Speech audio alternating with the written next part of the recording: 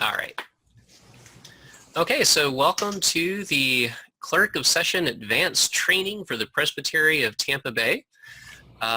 This is the second time we're hosting this training. We had a physical training on Thursday, and today we're doing the webinar. So this is going to be kind of informal, and I think just about everybody can both hear me and be heard. So if you have questions, you can just stop and ask, and we'll look at whatever issues you've got more in depth.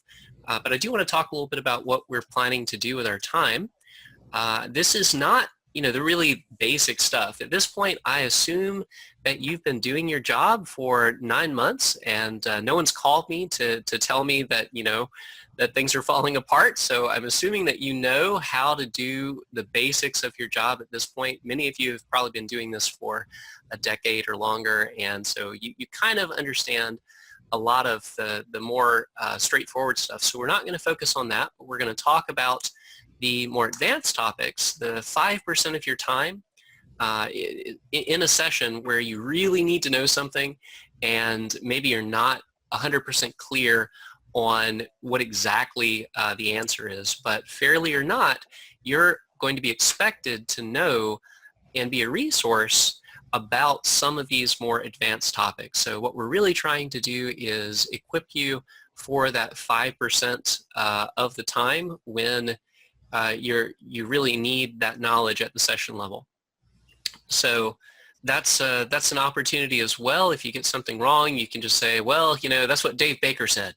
So you can throw me under the bus or something like that. So we're also going to talk about the statistical report and the Clerks questionnaire, because that's been something that a lot of you have been asking for more guidance on. So we're going to take a look at both of those.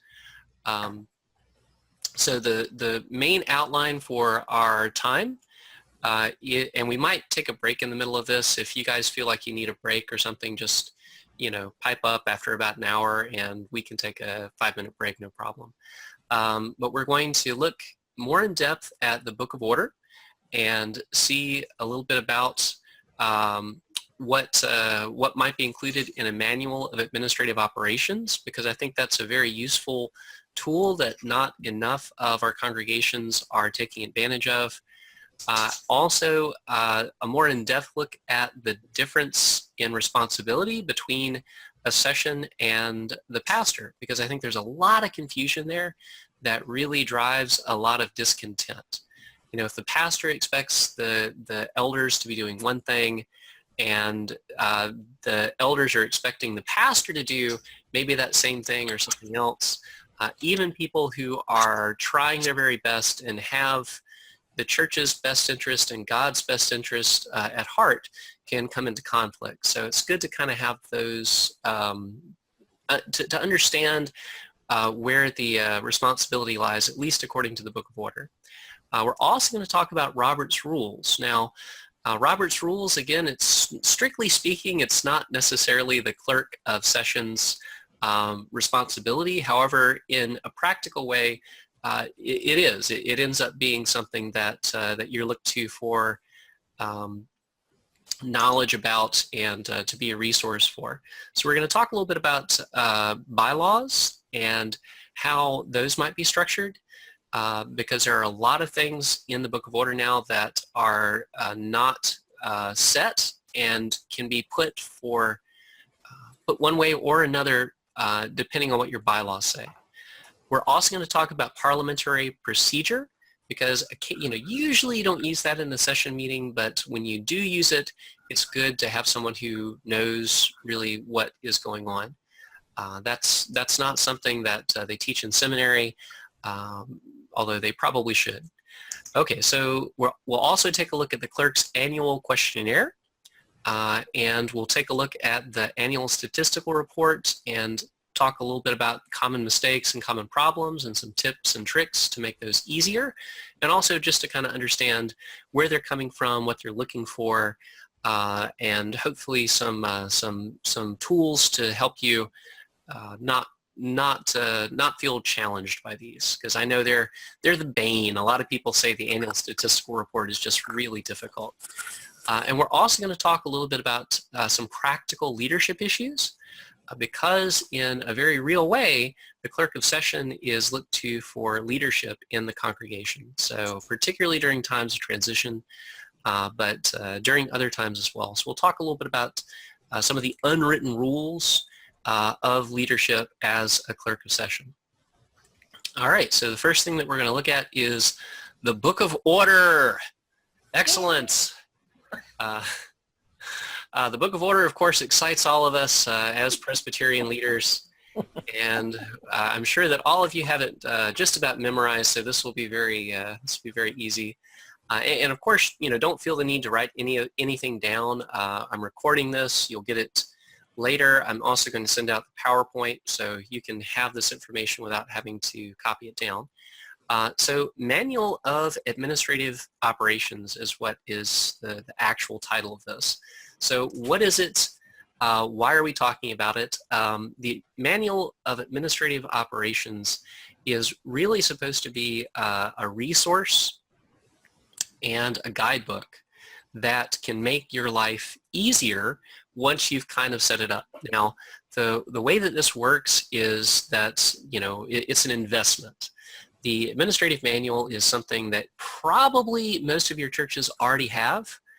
You have some sort of base to work with, because most of you claim that you do on your session minutes review. So it's probably something that was done years ago and maybe hasn't been updated. Many of you, if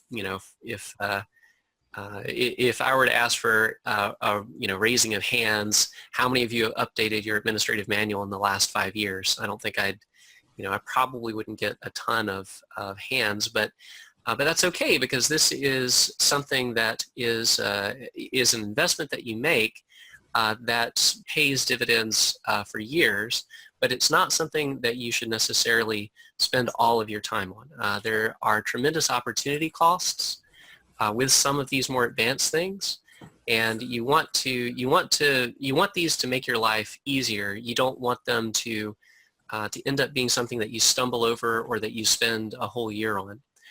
So the administrative manual, again, it guides and it is a resource. So why do you need it? Well, one big reason is that the Book of Order requires it.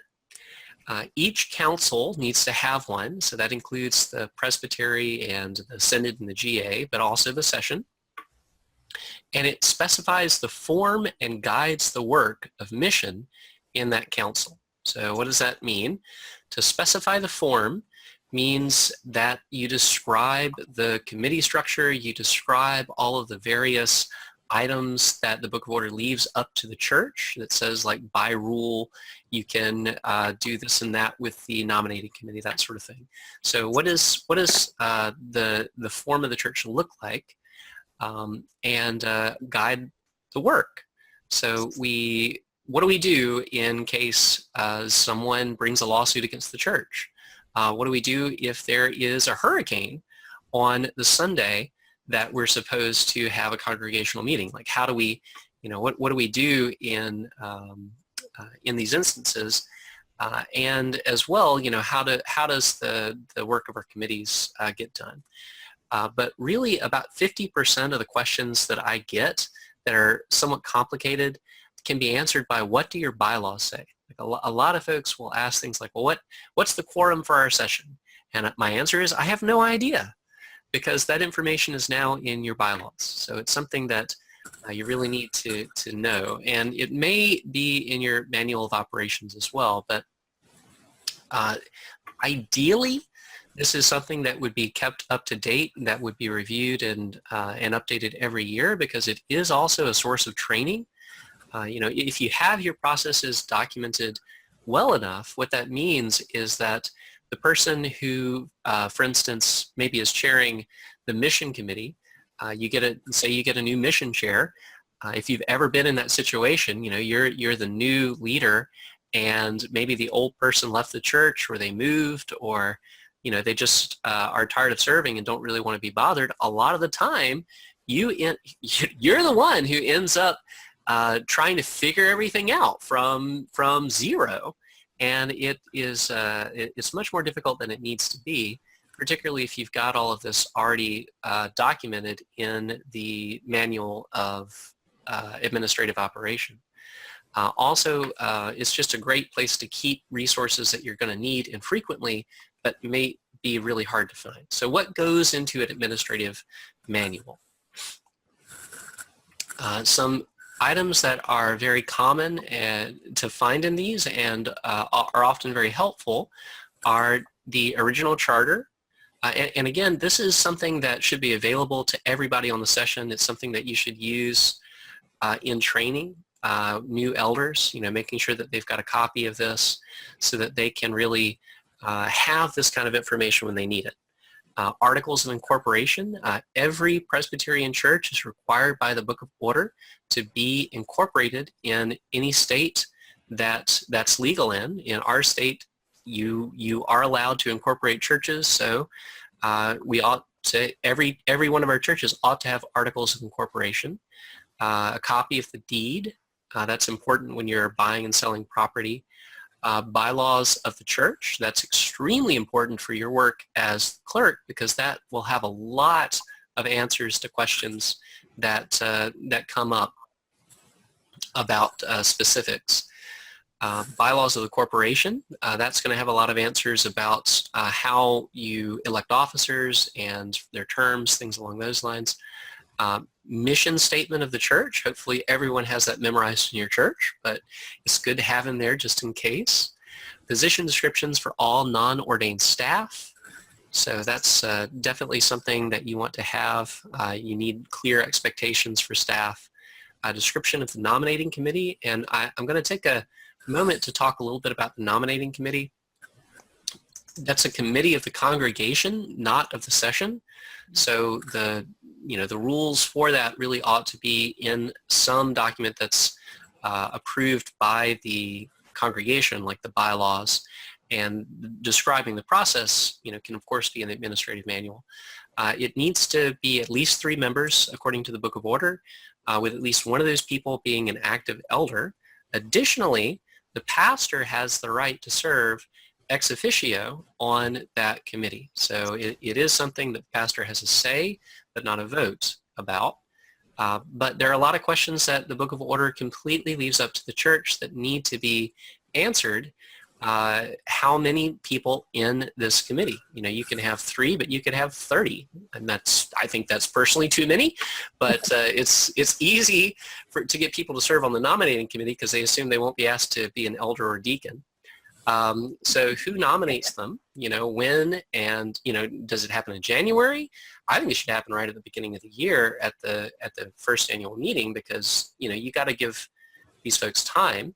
And for how long? You can have a nominating committee that serves for a period of years. Like they could have 3-year term or 5-year term instead of just different every year. They could be nominated. Nominating committee could nominate the next nominating committee, or the session could do it, or the congregation. So, or you could have a nominating committee to nominate the nominating committee. So, there's a lot of unanswered questions there that come up, and I won't have the answer for it because the Book of Order leaves it to the individual congregation. And those are questions that your congregation probably has already answered, and you just need to kind of have that information in one place. And another question like that is how many people do you need for a quorum for a session? So how many people do you need in order to be able to make a session meeting official? And of course you do need the pastor there too. The same is for the congregation and the corporation. That's different for each church. So you kind of need to have that information handy. The tax exemption certificate is another good thing to keep in the administrative manual. It's very handy for most members of the session to have at some point or another. You're tax exempt from sales tax. Personnel procedures. The session is by default the personnel committee of the church unless it's delegated that to an actual personnel committee. So what are you doing with personnel? Do you require a background check? You probably should. Do you require a credit check? I don't know that you should do that, but there are some churches that do. How does the performance review get handled? Who performs it? Who does that? For each individual position. How does the procedure for counting and depositing collections work? Because this is another thing that the Book of Order leaves some pretty big discretion to the actual congregation, to each individual congregation. What do you do in case there's an emergency that requires canceling worship? How do you get in contact with everyone? What's the procedure for that? Do you just post it on the website, or is there a phone tree, or do you have an automated dialing system? Who does it? Who's responsible for making the decision? So on and so forth. A procedure for responding to a medical emergency or fire in worship. I mean, these things do happen, and you don't necessarily want to just say, like, is there a doctor in the house? Is there something that you've planned? Also, copy of your insurance, just so that folks have got it to have it, because the person who needs the doctor, or the person who is got a problem with the insurance, you might be the one hit by the bus. The person who has all this information and knows where it is might be the one that has the emergency. So it's good for more than one person to kind of have this information. The administrative manual is a great place to put it. What kind of procedures do you have for new members? How do you incorporate them into the life of the church, train them, ask them to become new members, that sort of thing. What sort of process do you have for making sure that they feel welcome, making sure that they have an opportunity to ask questions and be invited to things, that sort of stuff. Descriptions of work of each committee. And this is a huge training guide. This is a huge help, particularly when it's kept up to date. What exactly are the responsibilities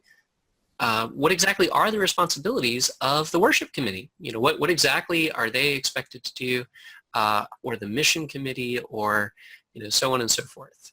And the expectations of those serving on committees. It's really important to be clear about the expectations that you have for people who are serving, because I'm sure that a lot of you have been asked to do a job in the church but not really understood what you were saying yes to, like clerk of session. Yes. Yeah, would you like to be the clerk of session? It only takes an hour a month because you're just going to session meetings and writing down minutes. That's all it takes. So obviously, there's a lot more to it than that, and it's that case for many of these items with the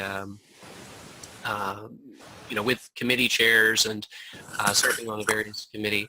So that's really helpful for nominating and for these committees to find people. Also, job descriptions for the work of each committee. What does the actual volunteer do? The ushers, the greeters, the communion servers. For instance, the greeters, it's just good to have a one-page sheet that says something along the lines of, well, greeters, you need to smile at folks, but don't have a 10-minute conversation with your friend while a bunch of new folks are coming in. Just smile and make sure that everybody feels the love of Christ, and help them to find a seat if they need that, or orient them in whatever way. And, then it makes training volunteers much easier. Also, policies and fees for the building. It's good to have that kind of thing decided ahead of time, like how much do we charge members for weddings versus how much do we charge people in the community? How much does the pastor get, or the organist, and so on and so forth. So those are all questions that you don't necessarily want to come up with every single time that they happen. You don't want it to come to session every single time that it happens. Other items that you want to include for really just to have: sexual misconduct policy, the child protection policy. Those are obvious ones, I think. Procedure for responding to a lawsuit. Session meeting policy. Is your meeting open or closed? What kind of policies do you want to have if somebody asks to attend a session meeting? It's probably a good idea to have them closed by default, because that way you can say that's our policy, but if you want to make an exception, then that's fine. But some churches go in the direct opposite direction and say, well, yeah, anyone can come if they want, but of course you can't only session members can vote, of course, and you can't make rules that violate the Book of Order or the Robert's Rules. Procedure for responding to requests for minutes. That's another thing that is your job as the clerk, but you might want to have different rules for people who are not members of the church. Rules related to finance and audits. There are a lot of rules in this area that are specific to churches, as I mentioned earlier, and I believe we'll get to those on a later slide. Stewardship and pledging procedures. The stewardship committee is the responsibility of the session.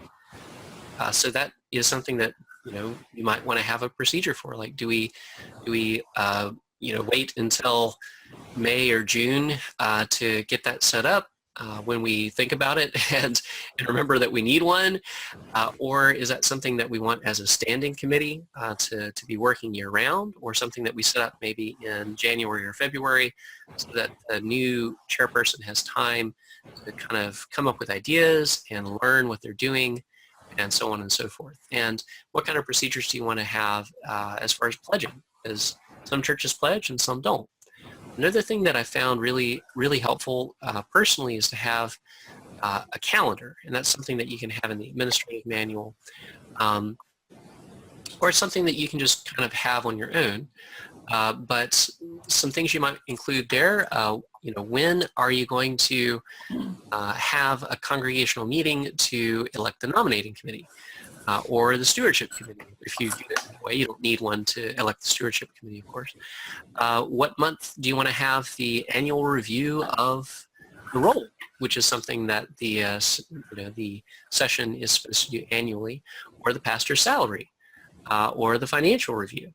So when do you want to elect the various committees? That's just something that can help you kind of stay on track. Particularly January, there are usually just a ton of things that you want to do all at once, like approving all of the communion dates for the year, that sort of thing. So because you do have to approve those dates before they happen. Okay, so any questions about the administrative manual? It's huge. It is. It's huge. And again, hopefully you already have an administrative manual and you've already got a good base. And so you can take whatever it is you've got, and maybe just all you might need to do is track down the bylaws, or convince the members of session or the committee chairs that they need to document their responsibilities and whatever it is they're doing to help whoever it is who ends up taking it next year. Dave, quick question. Tom, could you speak up? I can't hear you. Let me try the. I'll try this. All right. There. Is that better? Yep, much. Yeah. All right. The question, and I think you said you may be getting to some of this later, but let me ask it now. Ownership of this manual, this content, and these types of things, where do you see that residing? If by ownership you mean who has access to it, it's a manual of the session. So the session approves it. The session, adds to it or takes away from it. The session is the one who has the responsibility for it, according to the Book of Order. Right. So it's a session manual, which means everybody on the session ought to have access to it, and the session makes decisions about what to do with it. Yeah, no, my question was more who drives it and owns it as a, let's make sure we have what we should have in here and that it is up to date and owned, because session is a number of people, and that, of course, never happens. Yep. And so this is something I'm struggling with, is how do we get some action on some of these things? Yep. Actually, I mentioned at the live train or the face-to-face training, the bystander effect is a big issue in sessions and just in people in general. So right. The bystander effect, if you're unfamiliar with it, basically says if there's an emergency and there's a crowd of people, no one's going to call 911. Right. Because they assume someone else is going to do it. And right. we need to take responsibility and take leadership on a lot of these issues, primarily because we're the ones as clerks who are who have the knowledge and who realize that this is necessary, because your pastor may not even realize this. Yeah, well, that was really my question. Does it really rely with the pastor, or should it rely in the clerk somewhere else? Because the Book of Order is not really suggestive of that. No. The Book of Order, one of the big principles of Presbyterianism in general is that we're supposed to be led equally by ruling and teaching elders, so by pastors and by lay elders, lay leaders. Right. We're supposed to be sharing that responsibility. And and we'll see this later on in the material, actually, the part that we're about to go into, the responsibilities of the session versus the responsibilities of the pastor. Virtually everything is the responsibility of the session. Right. It's huge, a huge amount of power given to the session, and as the clerk of session, while it's not officially this way, right, you're not officially the leader. We all know that's many, many times in most of our churches, you're looked to as the leader, or the most obvious person when a problem comes up or when a question comes up. So correct. Yes. Okay. So yeah, no, you should be the one driving. It is ambiguous then. It's totally ambiguous, but because no one else is going to do it unless you do, I hereby give you the... I understand that part. Okay, good. Hey Gabe, this is Kathy speaking. Mm-hmm. There's one thing that I am surprised to not see on the list of what should be in there, and that's the church's strategic plan. Yep, long-range strategic planning is something that I was going to get to with leadership. If your church has a long-range plan or any policy really that the session comes to and creates, should be included in that administrative manual. So absolutely, if you guys, and by the way, if you have a strategic plan, you're doing well. You need a strategic plan. That's one of the things that I think goes by the wayside that we don't do. Or maybe we do the plan and we spend a year creating the plan, and then about 2 weeks remembering to implement it. So it's good to have in that manual so that you can come back to it complete at a later date. So yeah, great. Any other comments or suggestions or questions about the administrative manual? All right, so yeah, it's again, it's a living thing, and it's meant to be a resource. It's meant to help you. So if it's not helping you, I think it really will help you if you invest a little bit of time into it. But if it's not helping you, then don't knock yourself out about this. The Book of Order, again, is very vague. Your administrative manual can be a page long if you want it to, and still meet the requirements of the Book of Order. Or it can be a really, really helpful living document that assists in the training of not only the session members, the new session members, but also the pastor. So you've got kind of that resource that guides the whole work of the church. All right, so we're going to talk now about the Book of Order, and I'm going to just level with you. You are expected to know the Book of Order more so than other elders as a clerk, and there's not really there's nowhere that says that, but really a lot of folks are going to expect you to have answers about the Book of Order. So I do want to give you a quick tip on that. One of the best things that you can do when someone comes up to you with a question for or about the Book of Order is download the electronic version of the Book of Order, and you can then search that by keyword. So you can just hop on to the PCUSA website, download the PDF version for free of the Book of Order, and then you can just search for things. And oftentimes that's quicker than using the index, just as a tip there. But I want to help equip you with some of the answers to the questions that are going to come up so that you'll have them and so that you'll know them. So this is kind of the advanced Book of Order stuff. It's not just the stuff that's pertinent to you, but it's stuff that's going to come up at session meetings as a question, well, what do we do, or what are we allowed to do? All right, so first I want to talk about what sessions are responsible to do according to the Book of Order. It's quite a lot of things. Back before the new form of government, there was a list that was like 22 items long. And now they've kind of reduced it to 3 major areas, but there's a lot of sub items in these 3 major areas. So the first major area, which is G30201A. Yes, we're quoting the Book of Order now. Excellent. Finally, that should make our Presbyterian hearts glad. So this says that we, as sessions, are to provide that the Word of God be truly preached and heard. Now, the way that they define that, or the way that they unpack that, is that, this would include making sure that there's a preacher. It doesn't necessarily mean that you are the ones, that the session is the one preaching. It means that you make sure that there's somebody there on Sunday to do it. And it could be a member of the session, that's just fine. But usually it's going to be the actual pastor, either stated supply or installed, or someone from the pulpit supply list. Making sure that there's worship, so making sure that there's music and that sort of thing, a choir, a worship committee, making sure that the congregation is educated and nurtured. Those are items that a lot of the times we assume that's the pastor's job. But no, really, that's given to the session by the Book of Order. And then oftentimes, though, yes, that's delegated to the pastor or to someone else.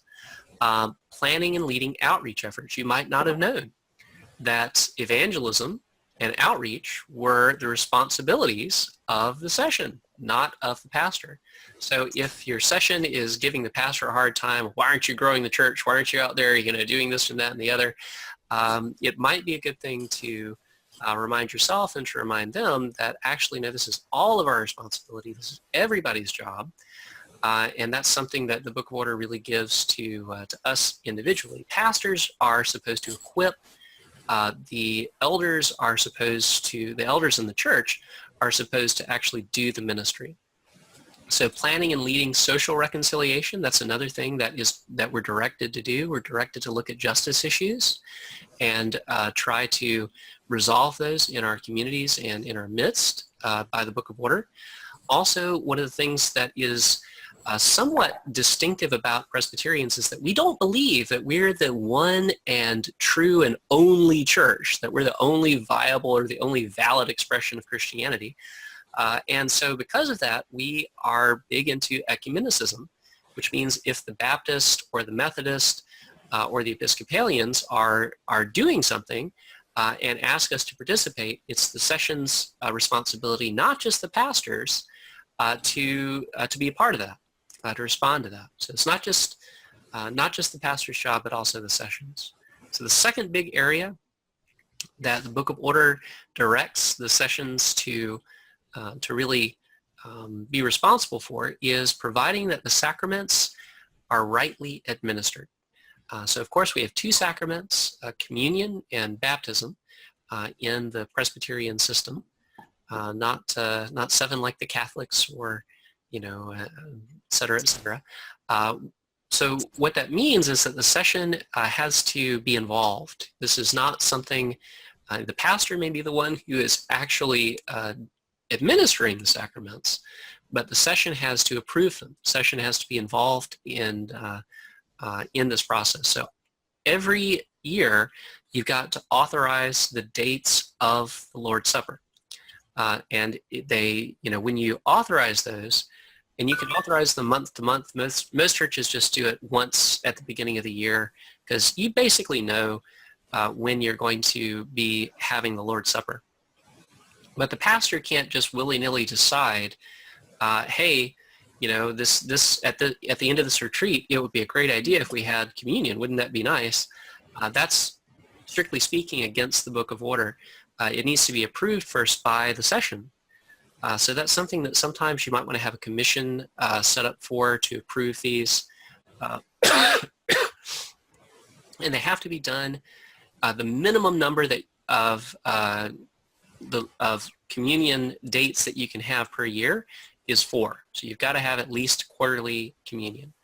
Also, when baptisms come up, that is something that has to go through the session. So that's something that you might want to have a commission of the session handle. And we'll talk about commissions in a little bit. Part of the implication of the sacraments being rightly administered is that the session has to do, or is responsible for, pastoral care among the congregation. Now, the sacrament of the Lord's Supper symbolizes our unity with each other and with Christ. So it shows our common unity. And what that means, though, is that if there's supposed to be spiritual unity, but there's disharmony in the church, or people aren't being taken care of, or they're unhappy, there's disunity, which is kind of against what the Lord's Supper represents. So the session, not just the pastor, is responsible for pastoral care. So what that means, if you see that there's a problem, then the session is responsible for doing something about it. And that might be bringing it to the pastor's attention. It might be actually having a conversation with someone, something along those lines. But pastoral care is not just the job of the pastor. The pastor does do pastoral care, but it's not just their job. So the session also must provide for congregational care, according to G.0201C. So part of the implications of that are, of course, that the session has to receive and dismiss members. That's another good thing that is often done by a commission of the session. Now, what that means, of course, is the session can delegate that authority, say, to maybe 2 or 3 people who might be more intimately involved with the new member class, or who might be going over the roles, so that doesn't have to be done at a full session meeting, and that can save a lot of time. You have to review the active role at least annually, provide for training of new elders and deacons, and I really, really recommend doing as much of that as you can, the training of new elders. There's a great resource called Theocademy. So theocademy.com, T-H-E-O, Academy. And that is a video training resource that talks a lot about the spiritual aspects of being an elder and kind of what's expected of you as a Presbyterian elder. Those are very, very good. Also, stewardship, that is the responsibility of the session, not the pastor. Managing the property, building committee, that sort of thing, directing deacons, trustees, and all other committees. Essentially what this is saying is that the session is king. Okay, the session's decisions override just about everybody else, with very few exceptions. Obviously there's certain areas where the congregation or the pastor have the final say, but broadly speaking, particularly concerning other committees, the session is the one that's in charge. So that's what they're responsible for. They're also the personnel committee. They're responsible for personnel. So employing staff and developing procedures regarding to that, and making sure that mission and justice type projects are proceeding. And I apologize, I'm coming off of a cold, and so, an hour straight of talking about the Book of Order is a little bit hard on my voice. Okay, so division of powers, those are the main 3, but there are a lot of other powers that the Book of Order gives to sessions. In G30203, it talks about how a special session meeting can be called. One of the ways that that's done is in writing by 2 or more session members. A pastor can also do that, and so can the Presbytery. 30205, the session is responsible to authorize offerings and distribute proceeds. So if someone comes to the pastor or to you as the clerk of session and says, hey, my sister my sister Sally has cancer, and I'd like us to take up an offering to help her. That's something that would go to the session, or to, if the session had delegated that to the worship committee as a commission, then that's okay too, but that's a question that comes up. So offerings have to be counted according to the Book of Order and recorded by at least 2 appointed persons or 1 fidelity bonded person. Now, as I mentioned before, you have to do at least the minimum of what the Book of Order says, but you can always do more. And you can always come up with more rules in your bylaws or your manual of administrative operations. And to me, this is a perfect example, because the Book of Order, while it is certainly best practice to have at least 2 people in there counting and recording the offering, it's also a really good idea to add the rule that they not be related to one another. Mm-hmm. You don't want like a husband and wife in there, or a father and son, or father and daughter. So because then it does kind of open it up for it's less transparent that way, and there's more chance of something happening. So there are additional rules that you might want to add to that. But that's the session's responsibility, not the pastor's. So keep financial records that are open to church officers. So make sure that people know what the budget is, and people know how much money the church is bringing in every month and sending out every month. I wouldn't put that in the bulletin, but make sure that the church officers can have it. And usually the best practice is to bring that information to the session every month. And at least annual reports of all financial activities. Now, additionally, the session is responsible for approving the budget, not the congregation. Generally, you want to tell the congregation what you're spending their money on, but you don't. You're not asking for their permission. You are sharing the information, with the exception, of course, of the pastor's salary, which is set by the congregation. If you have an installed pastor, calling a congregational meeting is also something that the session does. The pastor has no ability to call a congregational meeting. That's only the session or the presbytery or members of the congregation. It's also the session's responsibility to annually review the compensation of all pastors. So you have to, every year, to be fair to the pastor, look at their salary and say, or ask, is this fair? Is this, are they able to live on this? Does this reflect the job that they've been doing?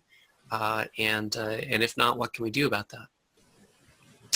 Also, to approve the use of the building for all outside organizations and marriages. Marriage is one of those issues that's been really hot for the last 40 years or so, but especially for the last few years because of the recent changes in the Book of Order. So what the compromise solution has been is essentially no session would ever be forced to perform a marriage that they disapprove of. However, no pastor can be compelled to not perform a marriage that they might want to perform. So we've got freedom of conscience on both sides. So you can't tell a pastor not to marry somebody, but you can tell them it can't be here. It's not going to be in our facility. And vice versa. A pastor can't be told you have to do a wedding for this couple. If at any time a pastor feels like, oh, this marriage isn't a good idea for whatever reason, they're not forced to do it. But for all building uses, the session would approve that, or the building committee, or whatever committee you've delegated that authority to. The session is also responsible to train new members of session. Now, a really solid administrative manual is a huge step in that direction, and usually good pastors will make sure that this happens, but that's ultimately the responsibility of the session. So make sure that new folks are getting training. And again, Theo Academy is really good. But that's really just a starting point. There's more to it than that. Division of powers for pastors. So when we get to the end of of all the powers, I'll stop and we'll have a time for questions and maybe take a break depending on what time it is. So pastors are responsible to moderate the session. So that's their excuse me, that's their job, to make sure that there is a moderator there. So they have the authority to invite another pastor from the presbytery to moderate if they can't be there. So that's really up to them. Also, they can, the presbytery, the COM, can appoint a moderator if one is necessary. But there is no session meeting without a moderator. The pastor also has the authority to call a special meeting of session whenever they want to, for whatever reason they want to. That's their decision. They can call us a special, that is a called meeting of session, really without any limitation. So that's something that they can do.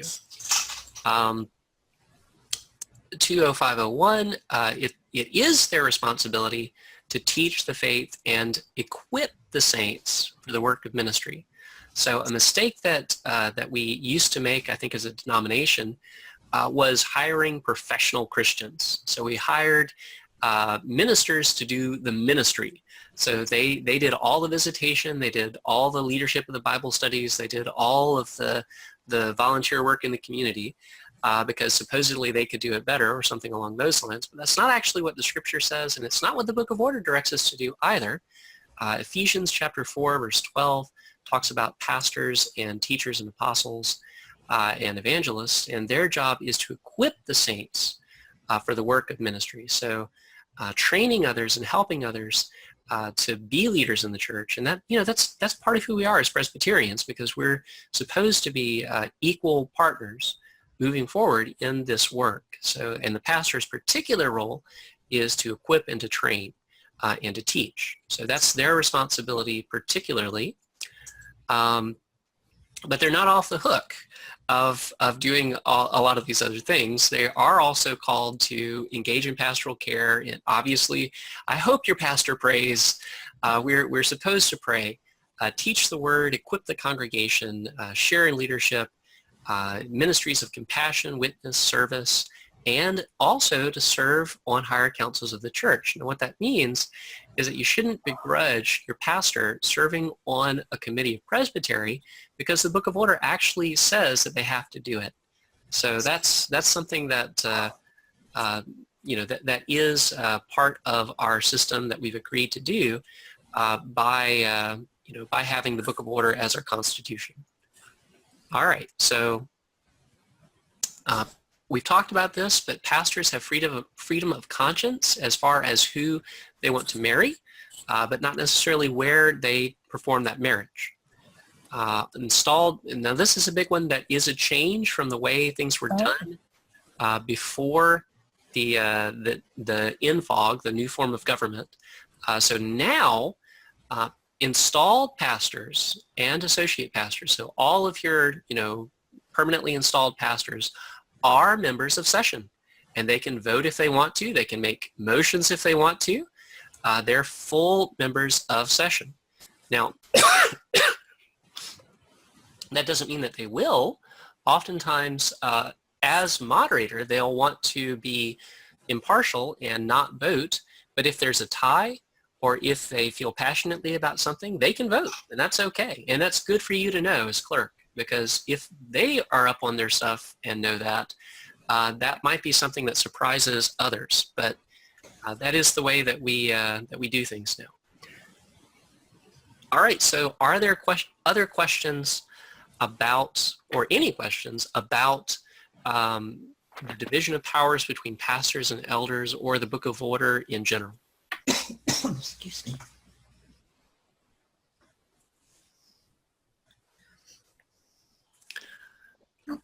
Okay, so if you guys are okay with that, we'll move into Robert's Rules. I'm going to cover one slide of Robert's Rules, and then I think we'll take a 5-minute break, unless you guys are, just ready and raring to go and want to get through the rest of it. Okay, so Robert's Rules. This is another area where, fairly or not, people are going to look to you as the clerk of session as a resource for and as someone who ought to know this kind of stuff. So you don't necessarily, you're not necessarily by the Book of Order supposed to be the parliamentarian for the group, but de facto, a lot of the time you are. So it's good for you to know this kind of stuff. Now, 95% of the time, sessions do not use Robert's rules. But that 5% of the time when you do use it, it can be very, very helpful. It can really keep the conversation on track, reduce the number of rabbit trails you go down, keep the meeting shorter. And really protect the rights and the voice of the minority, the folks who maybe disagree. So this is really, really good information to have. Although technically speaking, it really should be the pastor who, as moderator, should have the best grasp of these items, but it doesn't hurt for you to whisper in their ear or to remind them or just to kind of be a resource for the group about these issues. Now, the first things that we're going to talk about are actually creating the docket and some of some other items in Roberts that are very helpful. So the first thing that I want to give you is, as a tip to save time, is something called a consent agenda. Now, if you've been to Presbytery meetings, you've probably seen this. This is a great tool. It's a huge time saver if you have a lot of non-controversial motions coming from committees, or just, if it's January and the beginning of the year and you've got 10 things you need to approve because, the Book of Order says we need to, then you can put all of those non-controversial items into essentially one motion, which is the consent agenda. So you can, with that consent agenda, have an opportunity for everybody to say, no, I actually did want to talk about the communion dates, so let's pull that out and discuss it. But if no one wants to talk about, say, the minutes, that can be part of the consent agenda. There's no corrections to the minutes. You can just have the one single vote. So that can save a lot of time. So let's see. Another item, and this is also in the Book of Order, but something that I think is an administrative item that not enough churches are taking advantage of, and that is commissions. So a commission is it's kind of like a committee, except they have power not just to recommend, but to actually do things. So a commission is given delegated authority of the session. So you have to, set quorums for them and things like that, but basically you give them, say, the ability to receive new members. And then the whole session, it's fun oftentimes to receive new members. You might want to have that with the whole session, but at larger churches, if you're bringing in 20, 30 members a year, then your session meetings are going to be nothing but hearing from new members. So you can actually do that with a commission instead, or create a smaller group to review the roll, or a smaller group to handle personnel, or communion requests. Pretty much anything that the session is responsible for, you can create a commission to make that to take that administrative burden off of the rest of the session. But you just have to do that in advance and know that you can. So that's kind of a tip that we've used a lot in the Presbytery. So I want to talk about bylaws, but first I want to give us an opportunity to take a break. How are folks feeling? How are you holding up? Breaks are good. I could use another cup of coffee. Me too. Back in 5. All right. Yep. 5 minutes. 5 minutes. 5 minutes. Got it. Okay.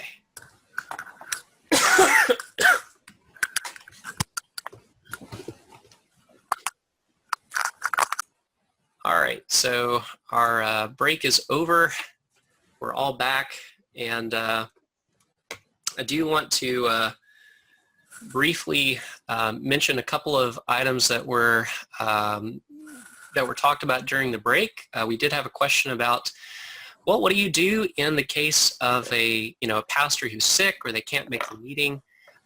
It's the pastor's responsibility to make sure that there's a moderator there.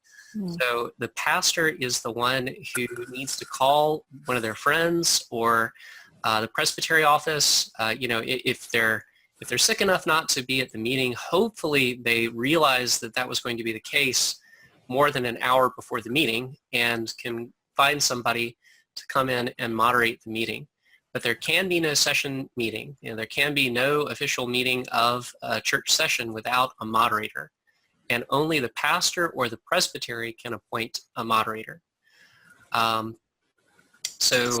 else did we talk about during the break? About deacons and the commissions, yes. Yeah, commission and to do the role review. Yep, generally speaking, delegate everything that you can. And remember that Robert's Rules and the Book of Order and everything like that are there to serve you. You're not there to serve it. It's there to make your life easier, not the other way around. These are wise principles and good principles when you fully incorporate them and use them.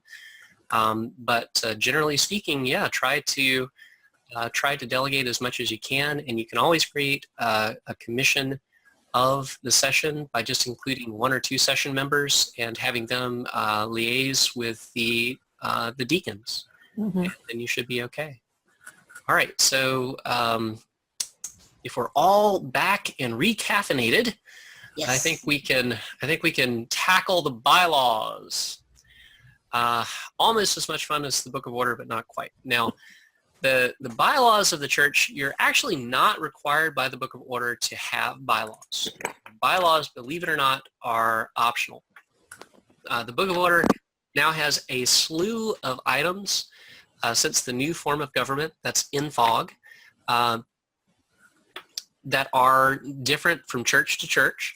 But it doesn't say they have to be in the bylaws. It just says that they need to be provided for by rule. So you can have that in your Manual of Administrative Procedures, or you can have that just approved in policy somewhere. But generally speaking, it's good to have bylaws because they're approved by the congregation usually, and they're a good spot to keep a lot of these the answers to these questions about items like quorum. Now, a general principle for pretty much anything that your church does is that your bylaws can be more restrictive than the Book of Order, but not less. And an example of that is like that counting of the collection. How does that happen? Well, the Book of Order says it has to be by 2 people or 1 bonded person, but you can say, well, it has to be by 2 unrelated people, at least 2 people who are not related by blood or marriage. So that's more restrictive than the Book of Order, and you can do that fine. That's no problem, but you can't be less. You can't say, well, just 1 person who's not bonded can do it. That's that you can't do.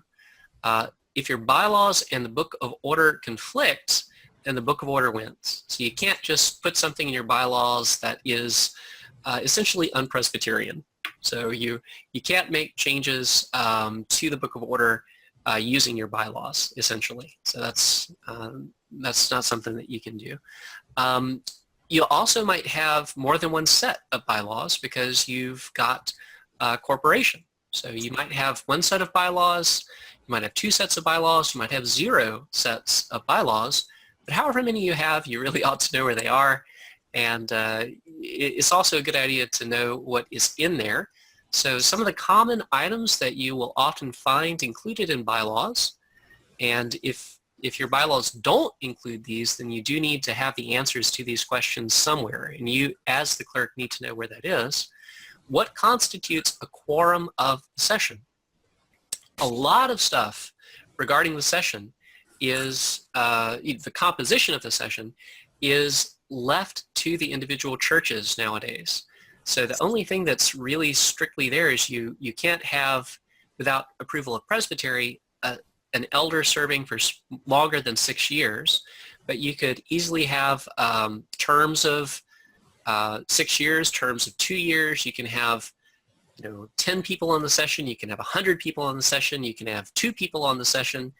There's just a wide variety of options, and all of that is going to be included probably in your bylaws. And of course, what constitutes a quorum.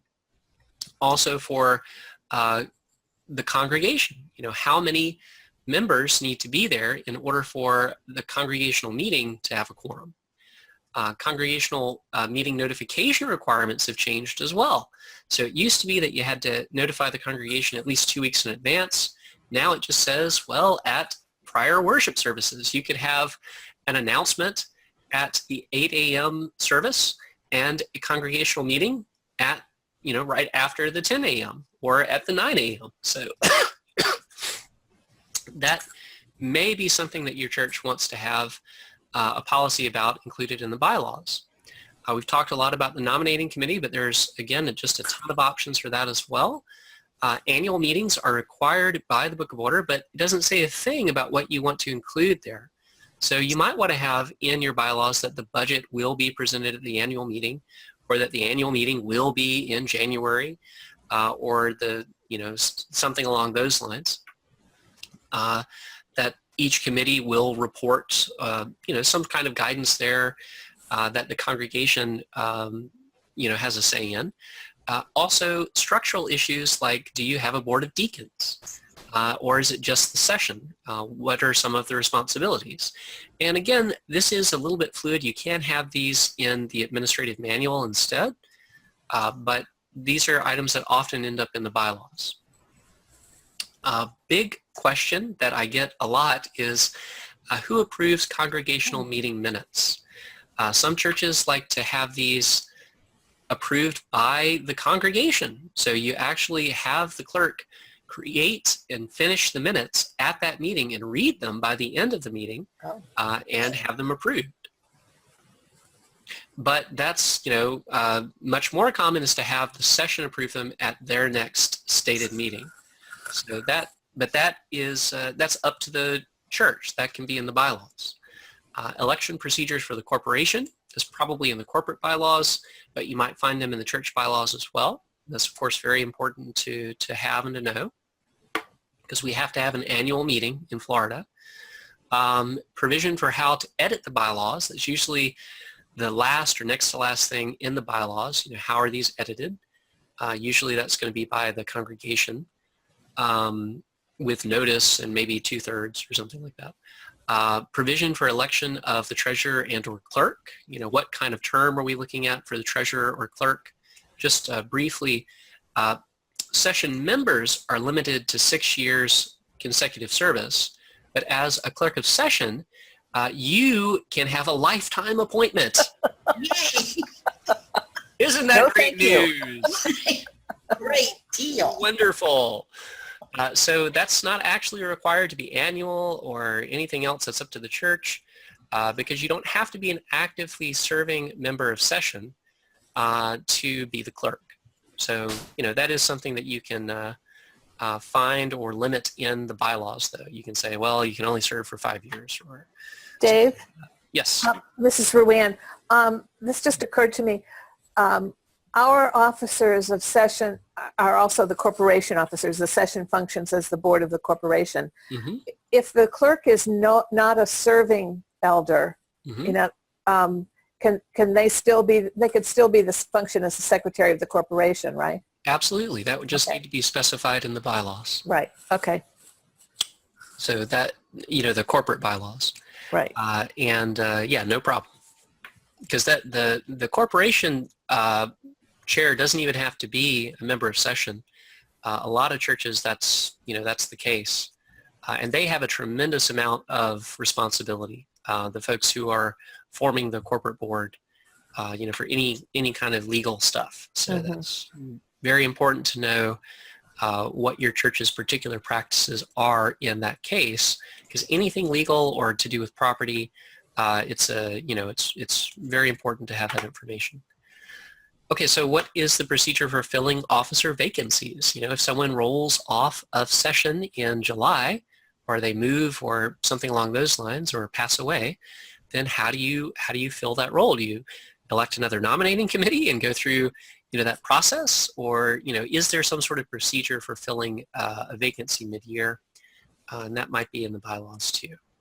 So there's some overlap there with administrative manuals, because there is a lot of freedom now under the new form of government. But are there any questions about the bylaws? Of course, if your church has them, you definitely want to know where they are. You definitely want to be familiar with them as the clerk of session. So are there comments or questions about bylaws? Nope. All right, we'll move on to something even more fun, parliamentary procedure. So this is, again, something that is an unofficial requirement of the job, but it is something that you're often expected to know, to be that parliamentarian and give kind of advice or rulings, and what can we do or how do we do it. Robert's rules are great. I do recommend using them to some degree, but for smaller churches, a lot of the time, or even for smaller sessions, it isn't practical, or it just people are resistant to it. But it is important for you to know some of the basics of parliamentary procedure. So I'm going to talk a little bit about motions, because they are a very common area to have some misconceptions about. Typically, the way that motions work in a session is you're really the committee of the whole is what's happening, and people just kind of talk about something. So you have your discussion first. The way it's supposed to work under Roberts is a motion is made, it's seconded, the moderator states it, then everybody discusses it. And what happens at most sessions is we either hear from a committee or something along those lines, and we have a 20-minute discussion, decide what it is we want to do, and then somebody distills that conversation into a motion, which we then vote on. But Robert's rules would actually have that process reversed. And that, it's fine to do that. It's fine to do it the other way. But sometimes that leads you down rabbit trails, and sometimes that's a little bit less effective or efficient. And oftentimes as well, that can allow one person who's very, very forceful to kind of have their perspective maybe shared a little bit more than might be fair. So Robert's rules is good to keep the process and the discussion going. But some misunderstandings or misconceptions about motions. You may have heard that motions are, that someone can say like, well, I withdraw the motion. When they don't like the way the discussion is going, or when it's clear that it's not going to pass. Motions can't actually be withdrawn once the moderator has stated them. So once a motion has been made and seconded, and the moderator has said, hey, let's discuss this, it's too late. It no longer belongs to the person. It belongs then to the body. It's just like, if you were going to, it's just like the state in committing a crime. If someone steals something from you, you can decline to press charges, but only up to a certain point. Once it's before the court, it belongs to the state, and the state has an interest in it, and you can't actually withdraw it. Now you can say, can I have permission to withdraw the motion? And the body decides then if they want to no longer talk about that motion, but not the individual. Motions also require no second if coming from committee, but in a similar way, there's no such thing as a friendly amendment. You've probably heard that. Oh, can I make a friendly amendment to that? And what that's tantamount to saying is, like, can the two of us just decide what the motion is going to be, even though the whole body is discussing it? So there's no such thing as a friendly amendment, because what does that make other amendments? Are those hostile amendments? Are those like, we don't like you amendments? Are they, what? So there's no provision for that. There's just amendments. So that's all there is. Once it had, now that's actually not the case before the moderator has stated it. So before the moderator has stated it, the person making the amendment or the guy next to them or whoever can change it. But once the moderator has said this is the motion, once that has happened, it belongs to the body, not to the person making the motion. So, you know, that's just an FYI. Additionally, amending motions can be a little bit of a complicated process. And we'll talk a little bit about this because I do think it's important for you to know. Motions can be amended 2 levels down. Now, what I mean by that is you can, let's say that Jill makes a motion to replace the carpet in front of the church with a red carpet, you know, replace the rug, like the place where you clean your feet coming into the sanctuary or something like that. Bob can make an amendment to say, well, strike the word red and add the word blue. And then someone else, Sam, can make a amendment to Bob's amendment and say, well, actually, let's strike blue and add green. And that's as far down as you can go. You can't do that forever because it just descends into chaos and you kind of forget where you're going. You can serially do that. You know, you can do, you know, after that's been voted on, you can vote on orange or something along those lines. But what you need to do, you know, within certain bounds, you know, you can't just continually ask a question that's already been answered. But you can only amend a motion 2 levels down. Additionally, if you are trying to completely change something, you can't actually use the amendment process. You can't just say, like, I want to strike the whole thing and say, let's just get the existing rug cleaned. You know, that's too different than the motion. You would put forth instead a substitute motion. Now, again, this is really the job of the moderator to know, but it's good to have a backup. And it's good to have someone whispering in your ear and reminding you as the moderator of what Robert's Rules actually says about this kind of stuff. And again, it might only come up 5% of the time, but for that 5%, you're going to be glad that you are familiar with this. So those are the main ways to change a motion that's on the floor. Now, as for what you record as clerk, it's just the final motion. So you don't record all the changes. You don't record the strike-throughs and that sort of thing. You just record the final motion, and you mention that it was amended, or you mention that it was substituted, but you don't record the whole process, just like you don't record the whole discussion about it. You just record the final motion and what the session actually did. Okay, Dave, you had me right up until the part about substituting. So if you have a motion and then somebody moves to substitute, don't you have 2 motions on the table? Exactly so. So you have to vote whether the substitute motion will become the main motion. Oh, okay. In the example that I used,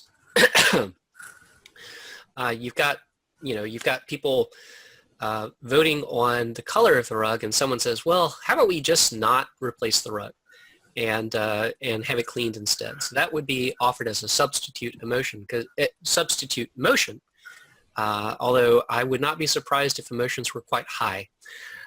People are very particular about things like that, and that's because it's so different that it's really a different course of action. And in that case, you want to, because you're not supposed to, you can't just amend something to be totally different or totally off the wall. At least in our parliamentary procedure. I guess you can do that in Congress, but you can't do that here. So the substitute motion is what you would proceed with. So yeah. Okay. What would you do if somebody placed a motion, made a motion, which was seconded and the moderator restated and it went to discussion, and the discussion became such that it was clear there would be no consensus, and they want to withdraw it. Do we just table it and table it indefinitely? Yeah, that's going to be on the next page. Okay, all right. And we'll talk a little bit about that, but basically there are a lot of different ways to kill a motion, but the best way to do it is to postpone indefinitely. Okay. So we'll talk about that on the next page. Are there any other questions? I realize this is somewhat confusing, but are there other questions or comments on motions? All right. Okay, so let's we're going to talk more about very common parliamentary motions and things that come up. So calling the question versus calling all previous questions. Now, who knows what calling the question is? Isn't that when you move it to a vote? Exactly. That's saying, yep, let's quit talking. We've beat this horse dead, and we are ready to move on. So calling the question means I want to vote on what is immediately before the body, and there's no vote on whether or not to call the question. If it's seconded, call the question. You just vote on whether or not to vote. It needs a 2/3. It's not a majority thing. It needs a 2/3, and it's not voting on the actual amendment. It's voting on whether or not to vote, or amendment or motion or whatever else. So that's what calling the previous question is, and it might be said call the question or previous question, and somebody has to actually be recognized. You can't just shout that out. The moderator has to recognize them. Now, calling all previous questions would, in the example that we were looking at earlier with the motions and amendments and substitute motions, that would be a request to vote on everything with no more debate. So let's just pick something for the carpet and let's move on. And so if 2/3 of people were to vote for that, you would immediately resolve everything down to the main motion. So that's what call all previous questions means. So sometimes you see those, and that might be a good one for you to know if you're stuck in one of those situations. So the committee of the whole is how sessions typically operate, and that's just informal discussion where you still should follow a few parliamentary procedures. For instance, if debate is limited, you should maintain that to however long you've agreed to. Additionally, people should allow others to speak before coming back to the same topic. For instance, if Jan has already talked about how red is the worst color ever, and we absolutely should not do red, then she shouldn't pipe up again until everyone else on the session has had an opportunity to address that particular item. And that's the committee of the whole, and that's typically how our sessions work. But Robert's rules are good, and you should follow Robert's rules, I think. But sometimes it takes a cultural change. Executive session. Now, who here can tell me what executive session means? What's that? That's when all visitors have to leave, the non-voting members, anybody who might have stepped in to listen or participate in the discussion. Exactly. Staff members. Yep. So executive session means that what is going to be discussed is not to be recorded. It's not to be talked about with your spouse when you get home. It's supposed to be held in confidence. So executive session means we're going to talk about something sensitive, and we're not going to record it. So you go into and out of executive session. It's good for you as clerk to know you don't record that. I mean, you record going into and out of, but you don't record anything that happened in it. And sometimes that's necessary to talk about a sensitive item, a sensitive issue. So it's good to know that that exists and that that's an option available. Now here we were going to talk about how to kill a motion, or maybe you get maybe a motion is made and 20 minutes into it, you realize that we are nowhere near ready to make a decision about what color the carpet is. And we are going to have to either form a subcommittee or we're going to have to do something else and come back to this later. So what is often done is a motion called laying on the table. But what you really should do instead is to postpone a motion either definitely or indefinitely. So when you lay something on the table, there's not an opportunity for debate. And also, there's no guarantee that it's ever going to come off that table. Like, the end of the meeting, it's pretty much done. So that's really meant for items that are just going to be readdressed later in that one meeting. Now, postponing is something that you are allowed to debate. So if someone says, well, let's postpone this to our September meeting, or let's postpone this to our December meeting, and we'll talk about it there, and we'll make room for it on the agenda so that we can fully discuss it.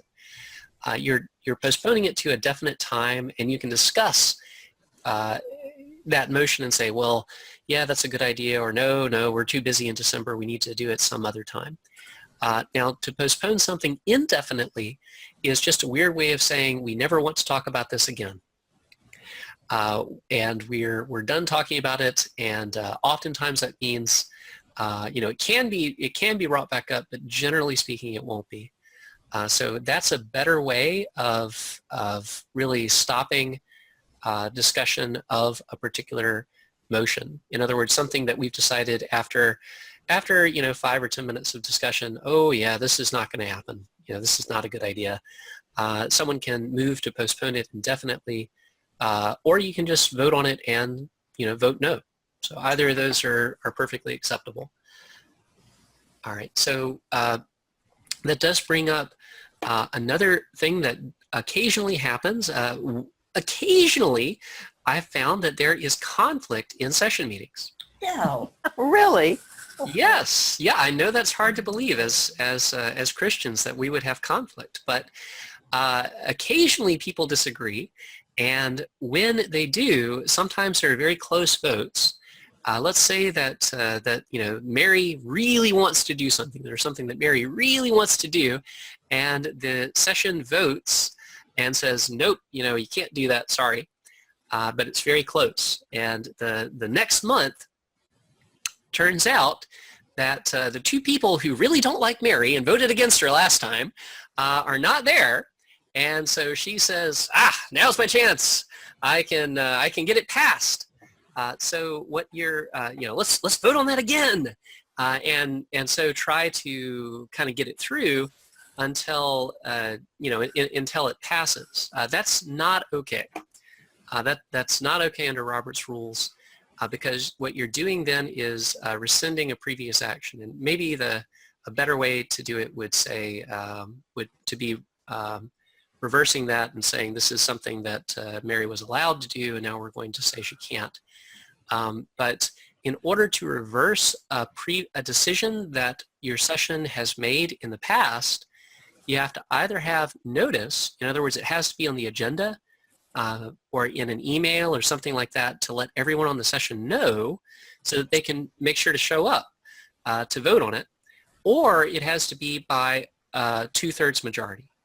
So that is something that could come up, and it's good to know that that's not okay. That when the session has made a decision that it needs to be out in the open. If there is going to be a change in that decision. But that said, no previous action of a previous session can bind a future session meeting completely, because with a 2/3 majority, you can always change whatever it is was decided in the past. Something that you decided last month, this month, even though you didn't mention it or talk about it in the agenda, is obviously something that you need to change. And yeah, you can change it. Okay, so any member of the session can call for a vote by ballot. So it's good to be prepared for that, to have some paper or ballots somewhere in the church office, just in case you want to have that a secret ballot. Okay, So we've made it through Robert's Rules. Are there questions about parliamentary procedure or any other aspect of Robert's? I have a question about executive session. I know that the minutes should only reflect that the session went into executive session and came out of executive session, and that there's no record. But is there truly no record of what was discussed? Because it would have obviously been something sensitive. Correct. What's the rule on that? Something like that. Yeah, executive session means that you're not taking minutes. Now, people have memory, and That's what I'm afraid of. well, yeah, if it's that sensitive, it might not, want to be talked about. Typically, with executive session, you're talking about something that you're going to talk about eventually. Yep. Okay. But you're not quite ready to. Well, my question comes from, and this is not really related to Roberts, but I was involved in a confidential problem came up with a single member, and the pastors and I worked on this for over a period of several months, and I didn't take formal notes, but I took a kind of a running stream of consciousness verbatim notes, because it was that kind of, it almost, it had the potential to turn into a he said, she said type of thing. I have those notes. I have them on my computer at my home. The situation, it could have become disciplinary, but it became clear that it should not become disciplinary. I have, as I said, I have them on my computer at home. They are extremely confidential. What do I do with them? Nothing. Okay. Well, you can do what you want to with them. I mean, the session was made aware that there was a situation going on that was being addressed, but no names were given or details were given. Right. But it's been on my conscience. Right, and that's different than executive session. Right, exactly. Yeah. I realize that. Yeah, executive session would be, let's say that you wanted to share this with the session, but you didn't want any record of it because it would embarrass someone or it's just not necessary. Then you could, or someone, if you're not an active elder, could move that the session move into executive session. Then you can discuss that freely and trust the discretion of your members of session to keep that to themselves, which, you have to be careful with that because, of course, things do get out. Right. But, yeah, I would say if you've moved into executive session, do not put it in the minutes. But you can't, you can keep any kind of notes that you want. You're not prohibited from doing that. You're prohibited from putting it in the minutes. In the public record, so to speak. Yeah. Okay, thank you. Okay. Dave, I have a couple questions. This is Kathy. Okay.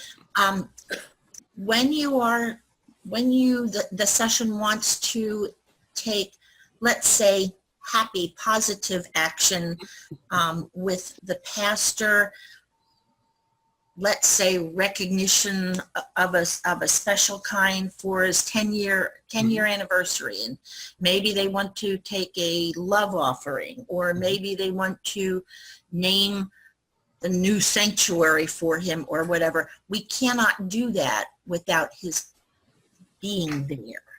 How do we work around that? Well, there are the most obvious way that comes to my mind is having a commission set up, because a commission doesn't have to be moderated by the moderator. Thank you. That is really helpful, and you brought that up before, and I mulled over the difference even within the presbytery structure, the difference between a commission and a committee, in particular now with our new presbytery structure. So that's really helpful. Yep, and when a commission acts, it's acting with the full authority of the commissioning body. And it does not need the moderator there. Nope. Good, okay.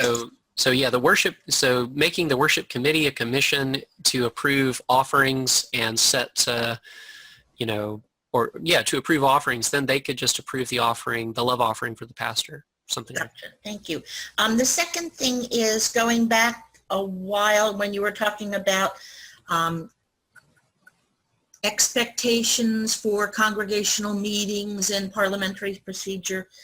And this really is more of an issue for congregational meetings rather than special meetings, why do we not require standing rules? That's one of my really big bugaboos, because it seems that at Presbytery meetings and at congregational meetings, you have the opportunity to almost do things the way you want to do them, and people don't know what the expectations are. They don't necessarily know whether we're going to do paper ballots or voice ballots or standing ballots, or what the time frames, if I want to get up and speak and I want to prepare ahead of time, do I prepare 60 seconds or 180 seconds?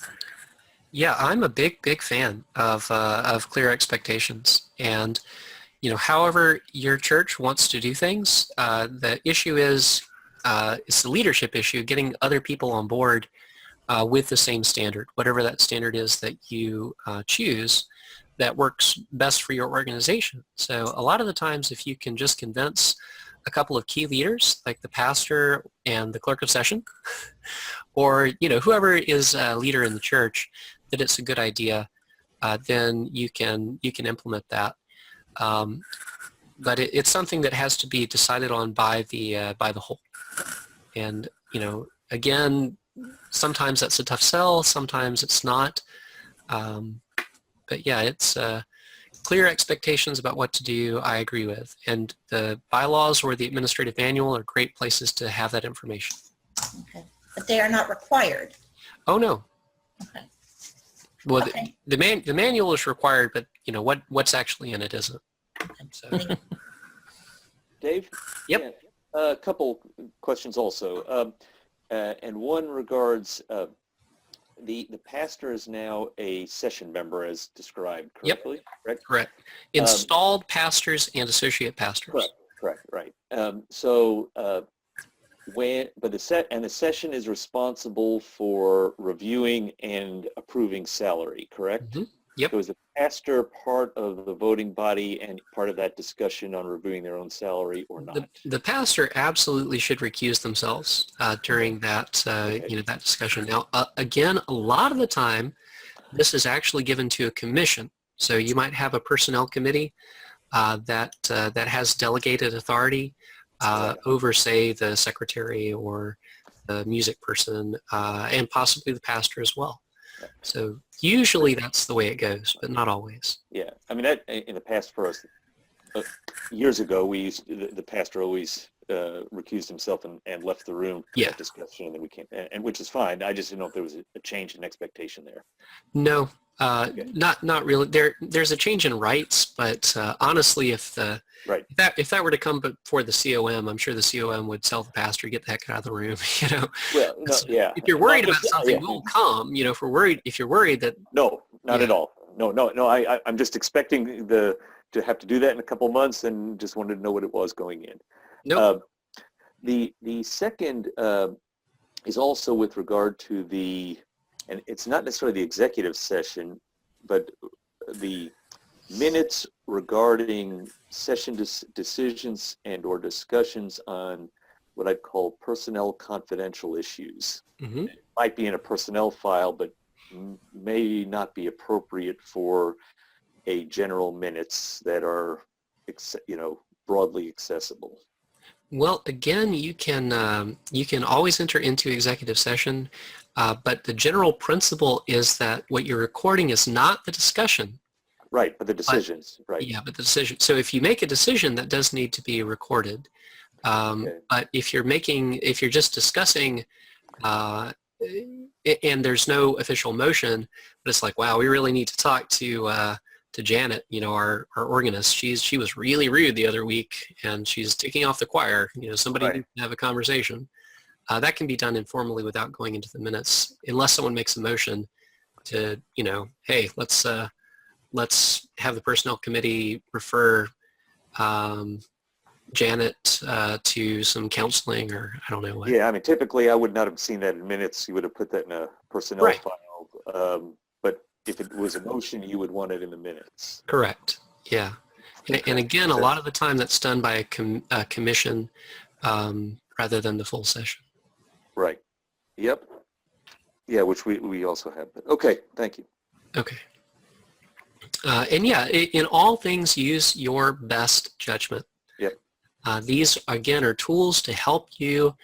They're not meant to put you in a bad position. So, when your wisdom conflicts, follow. Try to follow wisdom. Yep. Okay. Thank you. Okay. Any other questions about parliamentary procedure? Okay. So the clerk's annual questionnaire. And we're running low on time, but I'll try to address these items as quickly as I can. First of all, does everybody know what the clerk's annual questionnaire is?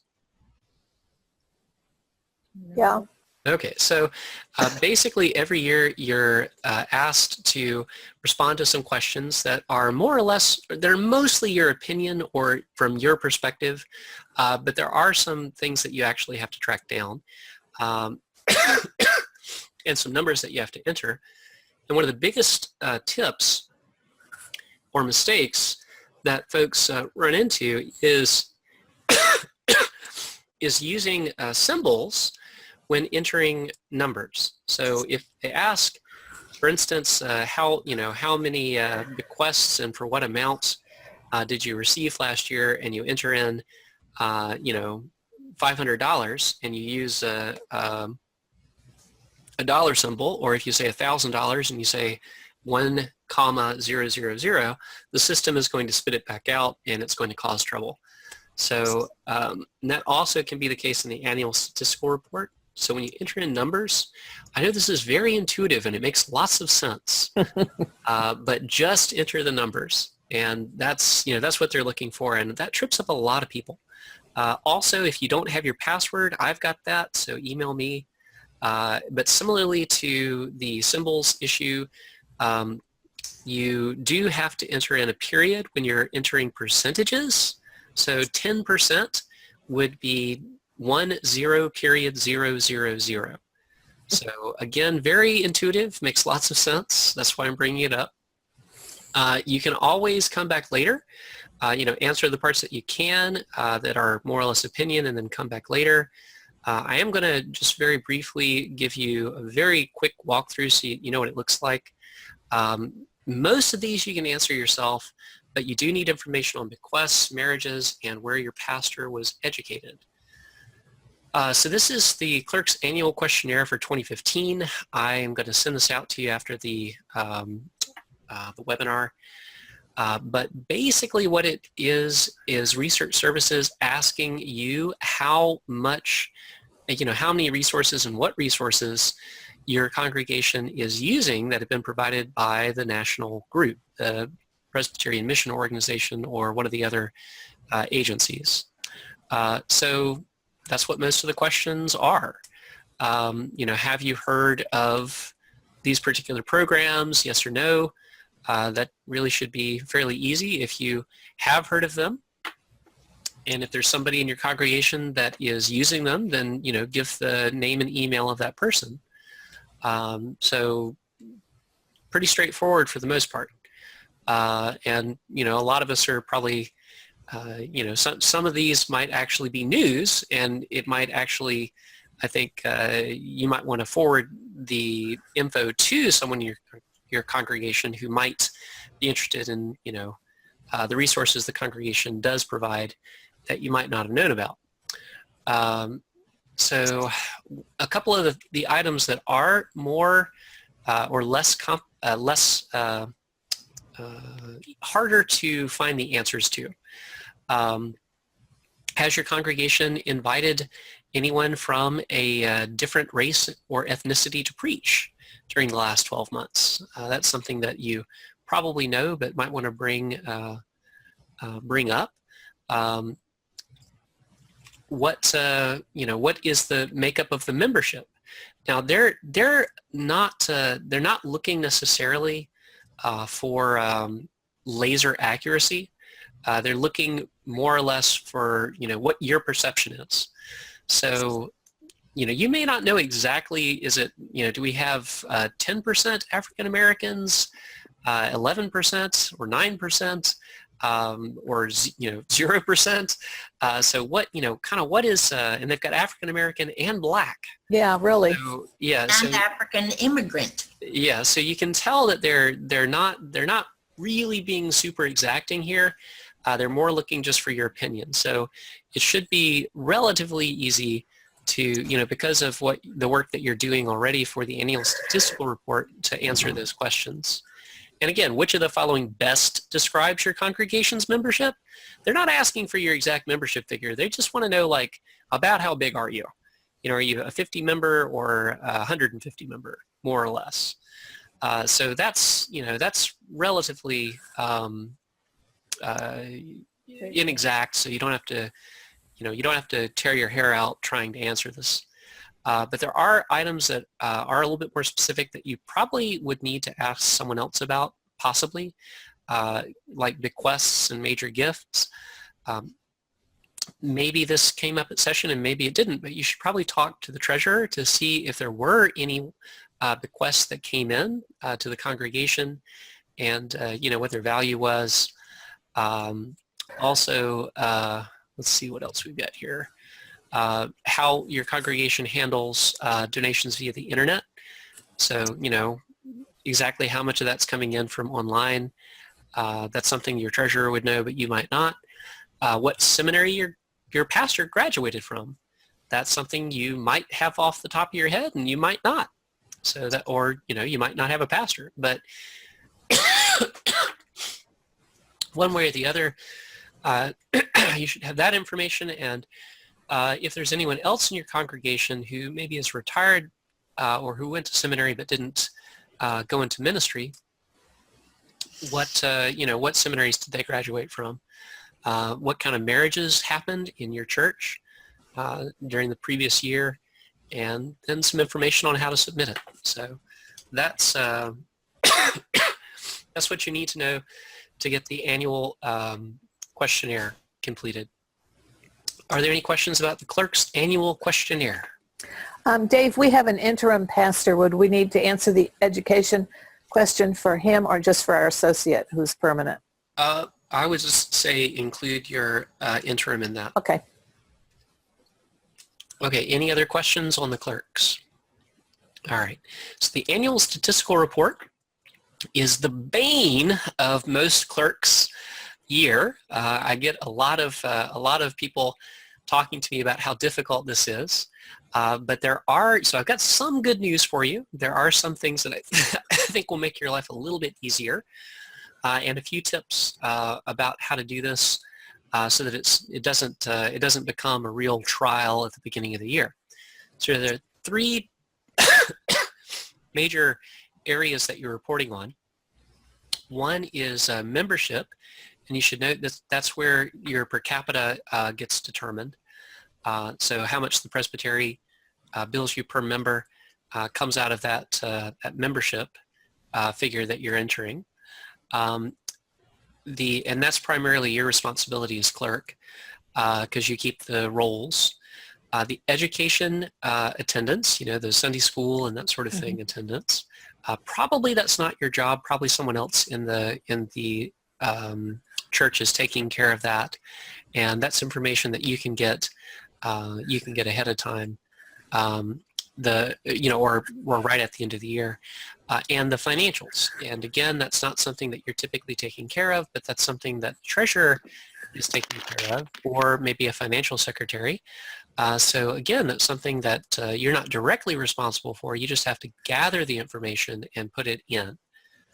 So as far as tips, like most things, preparation is key. Preparation is very important.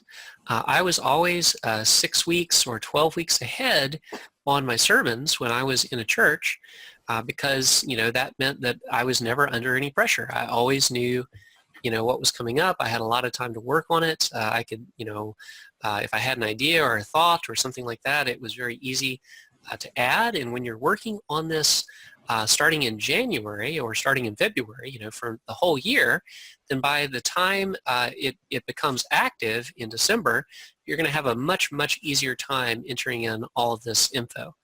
As well, involving the treasurer and, I guess the chair of the education committee or whoever is doing attendance at the church to get them involved early as well.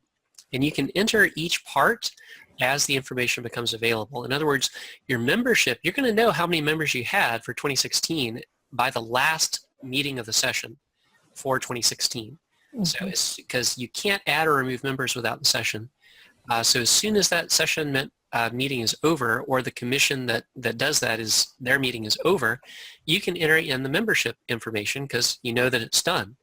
And in the same way, January 1, or after the last Sunday of the year, you know how many people were in attendance at your various Sunday schools, because there aren't any more for the year. So you can go ahead and enter that in or gather that information from whoever has it. In the financials, those can be the most difficult because a lot of the times the books aren't closed until middle of January or later. And sometimes those can be coming in a different format as well. So just clear communication between you and the treasurer can really help there. So again, entering the data in batches is helpful. And an idea that I had for this is you might want to keep the previous year's statistical report in your register, like your roll book, so that when you're updating your roll book, you can also just, add a plus or minus to that form, so that it will be, so that you're keeping up to date with the data throughout the year, so that when it's December, you don't have to go through all of your old minutes and all of your old meetings. It's just kind of, it's there and you don't have to worry about it. So another word about one of the more, a lot of the information that they want you to enter on this form, and I'm going to take us to the form. This is the instruction manual for 2016, but a lot of the information that you're entering in on the form can seem kind of daunting and difficult to enter. For instance, you may not know exactly how old each of your members are, and I've been told it is rude to ask a lady her age. Or a man. Yeah. So it can be a bit of a pain to figure out exactly this information. The good news is not too dissimilar from the questionnaire.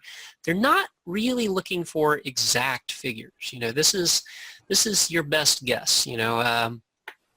So does someone look over 65 or under 65? About how many people of that age are we looking at? And one of the ones that gets questioned a lot is the disabilities. So persons with disability, they're not looking for a legal definition. They're not looking for how many, they're not asking you to ask your church members to report whether or not they have a handicap tag that they can use at the grocery store. They're not worried about that. What they're looking for is trends and what your perception is. So how many people, the standard here for disability is significant impairment, or substantial limitation. So that they have physical or mental disabilities that substantially limit their participation in one or more of life's activities. So are they, or do they feel like their service in church, or the way that they're living their life is impaired either by hearing, sight, mobility, or something else? So it's very subjective, and again, they're not really looking for a legal definition or something along those lines. So you can take some of the pressure off of yourself there. They're again looking more for trends, and that's true of the financials as well. Some of the financial stuff, you don't have to include every single thing. Like the Presbyterian women took in $100 in donations last year. You don't necessarily have to include that in your final figure, so long as you're consistent from year to year. If the Presbyterian women took in $100,000, you probably do want to record that. But just consistently from year to year, they're looking for trends. Are you getting more members or less? Are your finances doing better or worse? Are more people or fewer people going to Sunday school? So that's kind of what we're looking at there. Okay, so are there other questions or tips that you guys might have about the annual statistical report? Yes, this is Kathy. There is so much overlap between the statistical and the clerk's reports. Why is the General Assembly not combining them into one report? To me, it's just, I don't understand why. An excellent question, and if you feel passionately about it, then you may overture your session. And the session may overture the Presbytery, and the Presbytery can get a concurrence and overture General Assembly and change it. Doesn't that seem very burdensome? Why can't I just email the General Assembly and say, Do it. do it? Hey, I would be right there with you, and our data practices, I feel, are still kind of resting on the way things used to be done. And I can tell you what's going on. It's that we have multiple, we have Peter and Paul are not talking to each other. Mm-hmm. Okay, Yes, so we have research services, and then we have the Office of the General Assembly. Yep. And they're collecting slightly different data for slightly different reasons in a slightly different way. And I don't even think we need to care about that. I think that as the umbrella organization, there's a way to make that happen. Certainly bigger organizations can do it and do it successfully. That maybe the users may have to modify their requests a little bit, but it just seems terribly burdensome to overlap as much of this information as is overlapped. End of soapbox. Thank you very much. Well said. Thank you. Amen. Well, if I were stated clerk of the denomination. Yeah, I think that there are a tremendous variety of ways in which we could be improving our processes, but the proper way to do that is through the overture process. And the great thing about being Presbyterian is that you can do that. You can, convince your session to convince the Presbytery to, convince the denomination to do things in a better way. And that's a good thing about being Presbyterian, but it can be a frustrating thing at times as well. Okay, so on the plus side, when you've done the research for one, you've done the research for both. Yes. Okay, so go ahead, Tom. No, I was going to say, why don't we do them at the same time then? You do them in a similar time frame. Now, the I clerks, thought we did clerk in the fall and the other one in the spring. not quite. The clerk one comes out usually in October and is due in November, and the annual statistical report becomes available in December, so just a month after the first one is due, really 2 weeks. It'll go live December 2nd. For a different year, though. Correct. Yeah. Well, that's a good point. One's 10 months after the other one. That's true. That's true. All right. But hey, Wait, go on. Let's go on. Yeah, we could.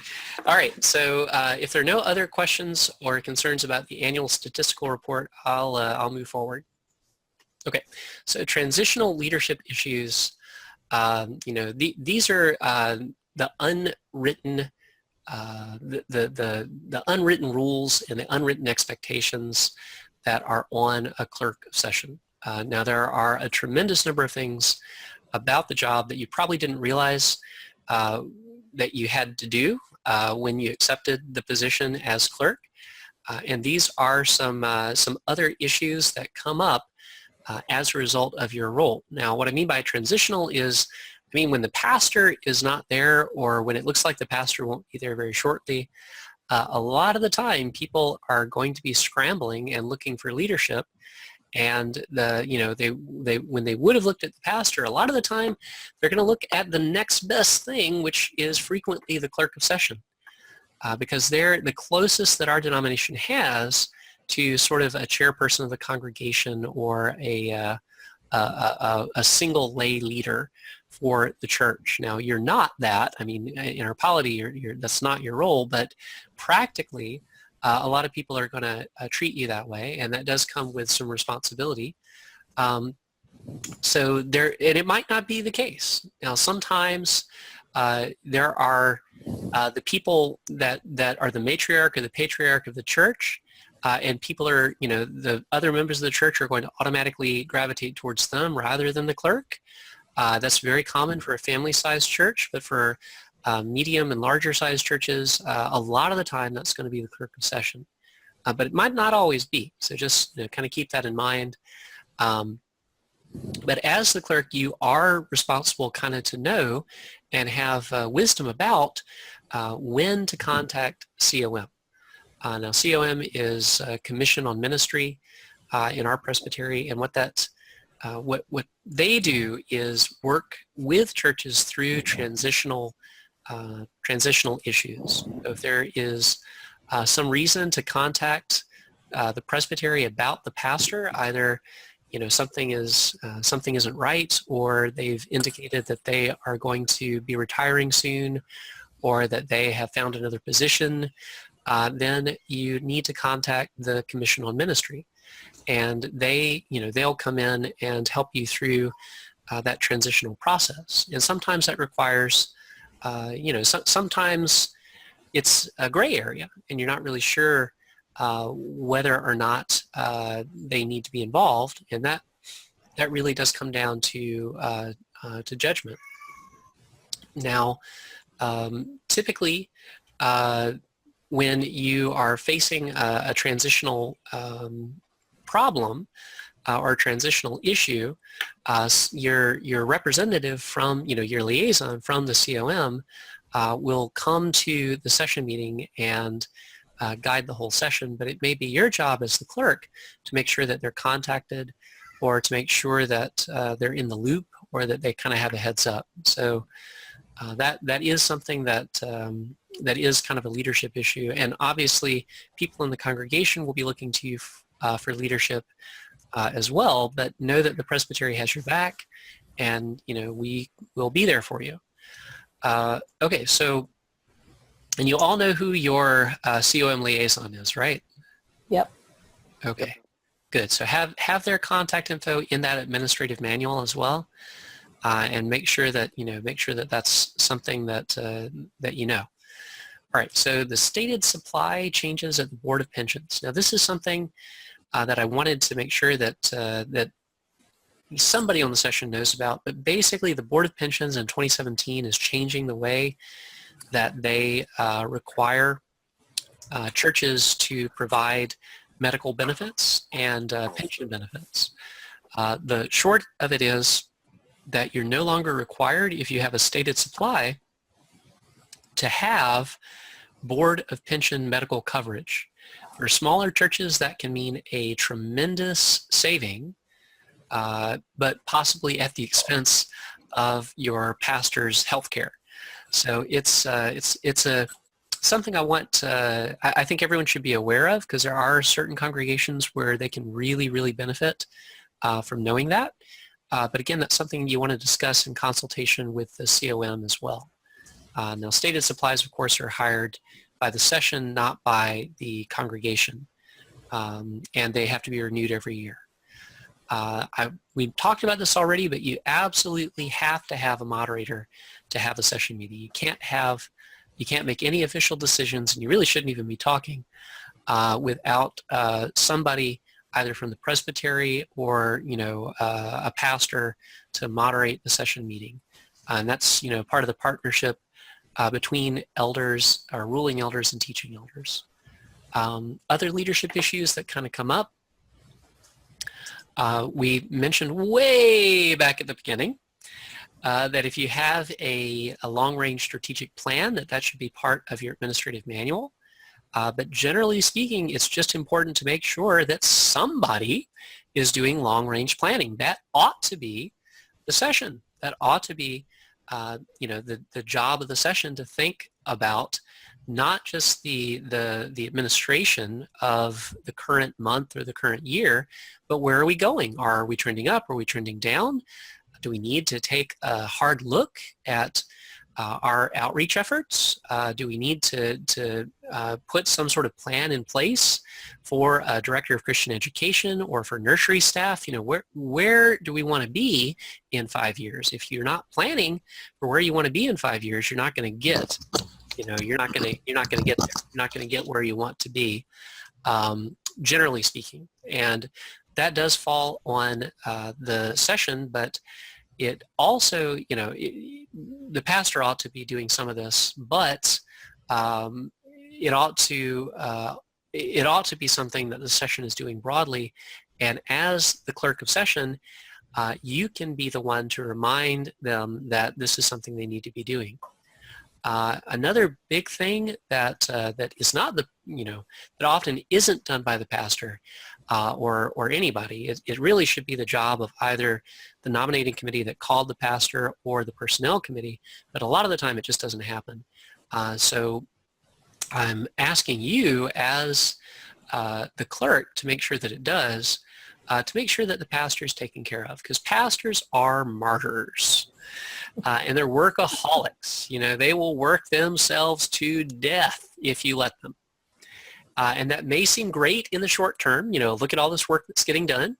But in the long run, a burned out pastor is no good for anybody. It's not good for the church. It's not good for the session. It's not good for the pastor. So, making sure that that they're not doing too much, that they're properly and effectively delegating, because a lot of pastors want to do it all themselves. Bad idea. Making sure that someone is kind of, watching out for them and watching over them, and making sure they're being paid fairly. Making sure that that annual review of the adequacy of their salary that's required by the Book of Order actually happens. And that's, that is, it's part of the minutes review, and so it's incumbent on the clerk to make sure that that is happening. And just the other big piece, and we mentioned this in the first training, but the other big piece of the job of the clerk of session is that dreaded, other duties as assigned, and whatever it is that that you can do in order to help or support the pastor, to try and make sure that that's done. That doesn't necessarily mean that you're the one doing it, but just to kind of facilitate and help, and maybe ask somebody else to take something off the pastor's plate. And finally, and this is this one is kind of a big deal, and it requires a lot of wisdom, and hopefully you were chosen for your role as clerk of session because of your good judgment and your wisdom, and not really because you were the only one who said yes, but hopefully it's both, or hopefully you've got those the good judgment and wisdom to know what matters to bring to the pastor's attention and what matters not to. Because a lot of the time, and this is where we get to the social loafing or the bystander effect, a lot of the time the pastor is the last one to know when there's a problem with something that is sensitive, and we don't want to offend the pastor. We don't, we want them to be happy with us. We don't want we don't want to unnecessarily rock the boat. But there are times when the pastor needs to hear something that maybe they don't want to hear, or they need to hear, something that's circulating in the congregation that maybe no one's told them, and you just assume that they know, or you just assume that someone else will tell them. While making it your job, to counteract the bystander effect and make sure that the pastor knows what's going on.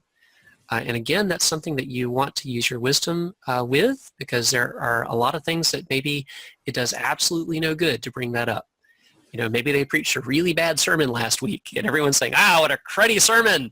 And, maybe they already know that. And maybe, they don't have to maybe be told that, but maybe they do. I mean, it's something that, that you'll have to decide, but just making sure that, that things don't fester.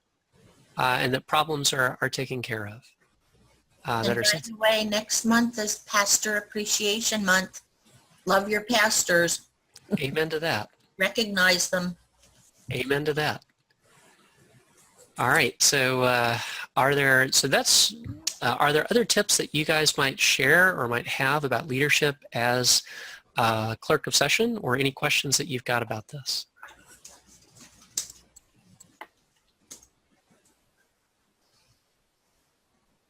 I'd just say thank you. This has been very informative. Oh, yeah. You are welcome. Well done, thank you. Yeah. I always learn something new. David. Oh, excellent. No. Thank you guys for coming, and congratulations. You made it all the way through.